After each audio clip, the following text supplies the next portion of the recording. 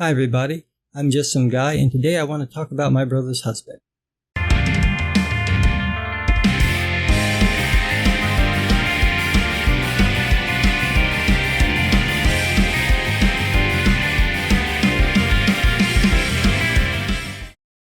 Bet that got you to keep watching. No, my brother doesn't have a husband, that I know of. I don't know my siblings at all, so one of them could be gay married. But no, this is just a review of the manga My Brother's Husband by Tagame Gengaro. Tagame is a well-known gay comic book artist in Japan. He's basically their gay Jack Kirby. Most gay manga creators cite Tagame as one of the guys who got them into creating their own books. He's also usually the guy who they discovered when they were seeking out info on gay men. He's that influential. But his work is not for the tame at heart. Seriously, do not look up his stuff at work, around kids, or if you like to sleep tonight. His work is dark. Like, take the Human Centipede or Saw and then add sex to the torture scenes dark. That's his typical work. So it was a surprise to hear he was drawing a regular slice of life story. And honestly, My Brother's Husband couldn't be more different than Tagame's usual work. It's the story of Yaichi, a man whose twin brother Ryoji dies and Ryoji's husband Mike comes to visit. The story isn't at all what you think. It's not about Yaichi discovering that he's really gay or Mike flirting with him. Instead, it's about Yaichi finally dealing with his brother's death and with his brother's sexuality. It's a rare view into the mindset of someone who slowly changes his mind about homosexuality. It's also an even rarer view into how the Japanese treat gay people. I thought it'd be worth reviewing, seeing as how we've gotten all these supposedly woke gay superhero comics that are just pure garbage. Tagame is a master artist, and it shows throughout the book.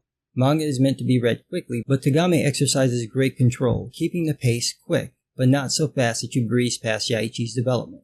The art itself is fantastic. Tagame is known for drawing very masculine men, and that's what he does here. Mike looks like a regular burly dude, except for his pink triangle shirt, one of the gay symbols. You'd never know he was gay.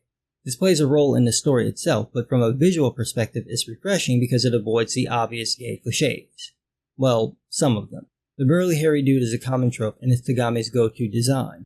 But you've got to give him credit because the dude is constantly drawing so much hair. Could you imagine if he drew the X-Men, like Beast or Nightcrawler? It'd be a miracle if the book came out on time. Where the book really soars, though, is in the story. Mike shows up at Yaichi's home in Japan to basically pay his respects. Yaichi is a single father raising his daughter Kana. He hasn't seen his brother Ryoji in years, and his sudden death is something Yaichi hasn't dealt with. Mike's visit throws everything out of whack. It's a typical setup, but it's the execution that I enjoyed. When Mike shows up, he immediately hugs Yaichi, and Yaichi freaks out. We see this overt homophobic reaction, but later on we get to see Yaichi realize what happened. Ryoji was his twin. They look the same. Imagine what it would be like to see the face of your recently deceased love of your life again. It's these moments that make the story. Yaichi initially doesn't want Mike to stay with him, but his daughter Kana talks him into it. Yaichi spends the first few days avoiding talking about his brother and trying to avoid Mike, even though good Japanese manners require him to take care of his guest. This is our first taste of how homophobia works in Japan. Unlike Western culture, Japanese culture is more subdued and subtle in some of its bigotry. I'm sure there's plenty of get-out-of-here faggot attitudes, but a lot of it is in this quiet, behind-the-scenes ostracizing. We get a good look at this when Kana wants to show off her gay uncle to her friends. Yaichi sees one of the girl's mothers in a store, but instead of talking to him, she walks away. Later on, the girl tells Kana that she couldn't come over because it would be a bad influence. This is all about avoiding Mike, but instead of outright saying stay away from the gay dude, it's hidden behind these gestures and words. This definitely happens in the West, but it's more common in Japan. Tagame also tackles the usual straight men bias about gay men. The first is with Yaichi getting fully dressed after a bath when he normally just puts on his underwear. He even says to himself that thinking Mike would want him is as silly as a woman thinking every man wants her, but he still puts his clothes on. Another moment is when Mike comes home drunk. Yaichi tries to help him and Mike grabs him. Yaichi freaks out as Mike calls out Ryoji, but then we get Mike's response, how he cries about Ryoji dying and leaving him alone. Yaichi sees that it's not what he thought. Of course, Tagame plays on this with an obvious sexual position. There's tons of other stuff that I won't spoil, but I do want to talk about this one other point. When Yaichi's ex-wife visits, they notice this boy hanging around the house. Later on, Yaichi and Mike spot him again. He starts to speak, and then catches himself. Mike asks Yaichi if there's somewhere where he and the boy can go and talk. We watch the scene play out from Yaichi's perspective. The boy becomes animated and finally breaks down. It's obvious what's going on, but what I love about the scene is that we get it from Yaichi's perspective. He begins to understand what his brother must have felt. Yaichi reveals earlier in the story that when Ryoji came out to him, he basically went, "Oh," and went about his day. Ryoji was casual about coming out, and Yaichi was indifferent. But not really. He didn't mistreat his brother, but he did treat him differently than before, and they drifted apart. This kid reveals that Mike is the first gay person he's ever met, and that these two are the only ones he's ever come out to.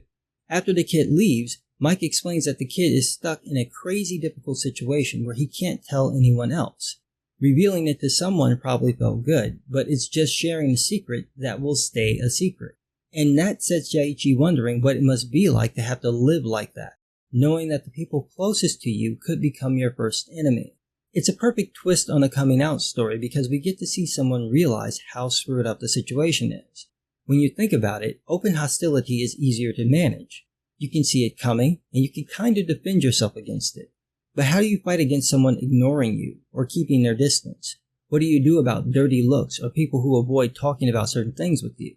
It's a really nasty form of bigotry because even though it's obvious what's going on, there's really nothing to complain about. You can't make people associate with you. Like I mentioned before, this happens everywhere, but it's crazy common in Japan. The reason I'm bringing up this moment is because it perfectly shows how hard it can be for people to come out. It's also the perfect contrast to the nonsense in the Iceman comic. Instead of this ham-fisted, dated stereotype, we see a normal kid who's lonely and scared, all because of one thing. This makes this kid instantly relatable, because even if you've never had to come out, most people have a secret that they would like to share, but feel that they can't. It's this kind of storytelling that changes people's minds, and it's made all the better by having to see it from Yaichi's perspective. I really can't recommend this book enough. If you're hankering for a good story with gay characters, this is your book. If you like a solid slice of life story, this is your book.